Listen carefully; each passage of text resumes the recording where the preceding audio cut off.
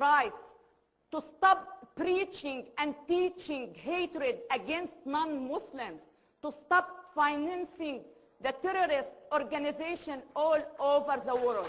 That's what we need. One more thing. At the other hand, the world represented by the United Nations has to make sure, has to guarantee the right, the freedom of belief in the Islamic world. Muslim people have to have the right to believe in whatever they want to believe. Take the sword up their necks, and overnight Islam will collapse. That's what we need to guarantee in the Islamic world. We have been hostages of our own belief system for the last 1400 years. It is time to break the walls of this prison and have the people inside it exposed to different cultures, to different belief systems, to different thoughts, so they can learn by comparison and they can choose what they want to believe in. Thank you so much.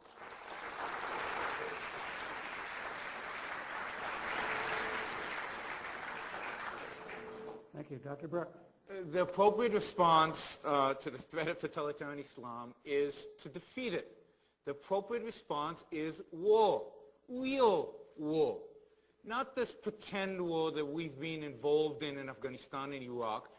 Not this burying our head in the sand with regard to the threat posed by Iran and Saudi Arabia. What we need is a war like World War II, a war that crushes the enemy, a war where there's unconditional surrender at the end of the day.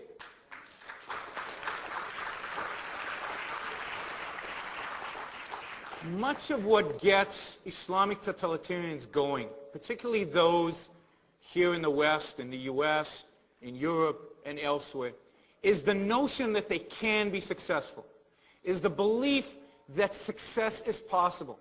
And we project that to them.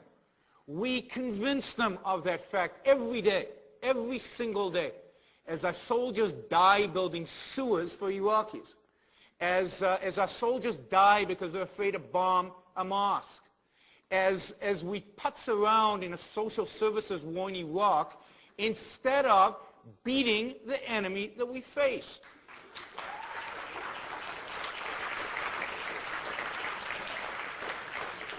There are two countries in the world today that provide enormous inspiration to totalitarian Islamists because both of them are inspired politically by totalitarian Islam. One Shiite and one Sunni.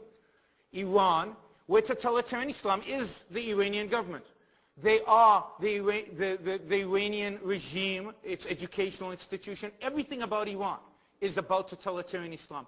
Every day that Iran is allowed to snub the West by delaying, stopping its nuclear weapons program, by hijacking the American embassy 28 years ago, by taking the British hostages in the West doing nothing, by arming the Shiites and the Sunnis in the insurgency in Iraq. Every day that we do nothing, we are emboldening Islamic totalitarians in every single corner of the world. You cannot have victory in this war without crushing the regime in Tehran.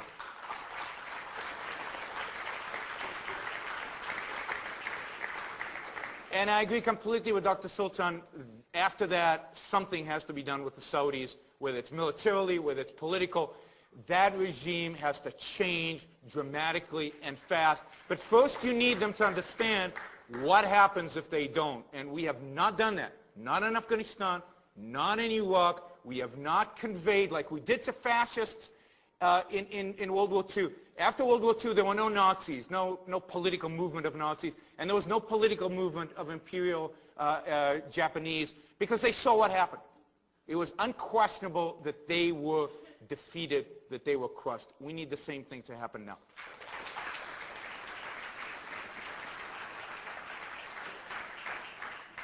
Thank you, Dr. Brooke. Final question, starting with Dr. Brooke. Do you see any trends or care to project the future in relations between Islam and the West? I am not particularly good at predicting the future. Let me just say, if current trends continue, things are going to get worse. Things are going to get worse in this country. You will see radical Islam emboldened continuously in the United States. There's a powerful book called Eurasia about what the potential is of happening in Europe. Eurabia, I'm sorry. Eurasia wouldn't work right. Eurabia by Dr. Batiao, which is a book that kind of projects what if the trends continue as they are, and Europe becomes an Islamic continent. The trends in the Middle East itself are clearly going against us, whether it's the Hamas victory, whether it's the Muslim Brotherhood's growing dominance or success in Egypt, when it's Hezbollah in Lebanon, Islamic Brotherhood in Jordan. I mean, just go across. And of course, the government that we're protecting in Iraq, which is an Islamist government as well, a Shiite Islamic government over there. The trend is clearly against us. Let me just say what has to happen in the West for this to change, because this is not something that's going to change in the Middle East. This is something that we need to bring about, a change that we need to bring out. And what we need to do is we need to rediscover what the West is about. We need to regain our pride in Western values. We need to stop being ashamed of talking about the superiority of Western values, that they are pro-life. And we need to reestablish reason as the dominant, as the only form of dealing with disputes, of dealing with one another. We need to relegate faith out of human life and bring a focus on human reason, on science, on individual rights. Until we do that in the West, that is the real battle. The real battle's here. We are today moral cowards. But we're not moral cowards because we faced Islam. We're moral cowards because we've lost what it takes here in the West to stand up for our values. This is our fault, nobody else's. So we need to fight for the values that make us a great civilization.